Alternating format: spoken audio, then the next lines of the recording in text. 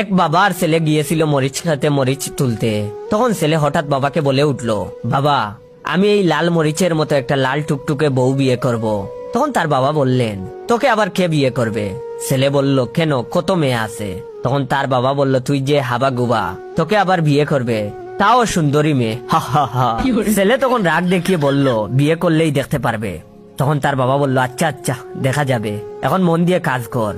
ও হ্যাঁ, মনে তো নেই, ছেলেটার নাম ছিল ইমন।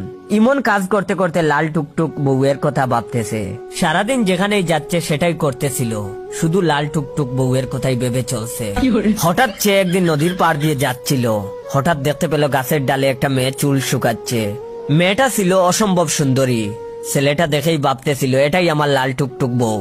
যখনই সে খুশি মনে তার কাছে যাবে কথা বলতে, এমন সময় মেয়েটা আস্তে আস্তে চলে গেল, আর কথা বলাই হলো না।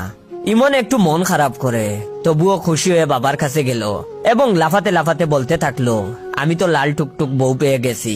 তখন তার বাবা বলল, পাগল হইলি নাকি, একটু লাফানো বন্ধ কর আর আমাকে ভালো করে বল কি হয়েছে।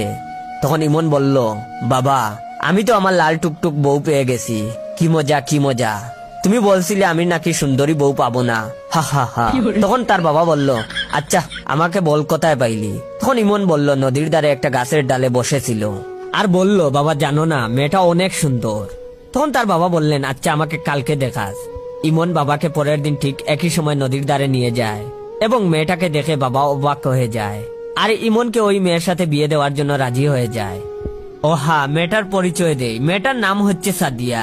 যাই হোক, ইমনের সাথে সাদিয়ার বিয়েটা হয়ে যায়।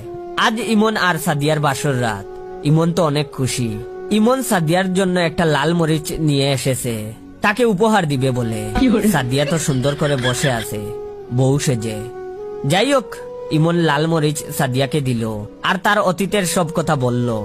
বলার পর সাদিয়ার ঘুমটা তুলে মুখটা দেখে ইমন তো পুরাই অজ্ঞান।